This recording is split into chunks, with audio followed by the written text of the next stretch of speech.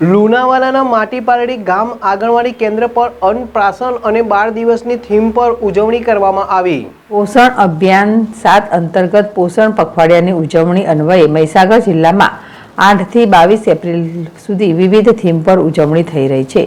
આ અંતર્ગત લુણાવાડા તાલુકાના ગ્રામ્ય વિસ્તારમાં આવેલ માટીપલ્લી ગામના આંગણવાડી કેન્દ્ર પર અન્નપ્રાશન અને બાળ દિવસની થીમ પર ઉજવણી કરવામાં આવી હતી।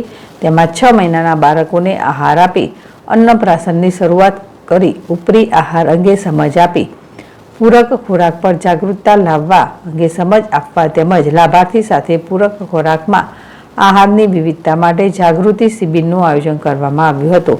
આ કાર્યક્રમમાં ગામના સરપંચ, મુખ્ય સેવિકા સહિત બાળકો ઉપરાંત ગામની મહિલાઓ ઉપસ્થિત રહી હતી।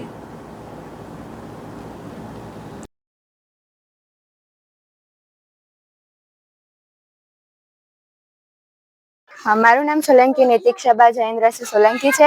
હું પૂર્ણાશક્તિ પેકેટનો ઉપયોગ કરું છું। હું મોટીપાલ્લી આંગણવાડી કેન્દ્રમાંની લાભાર્થી છું।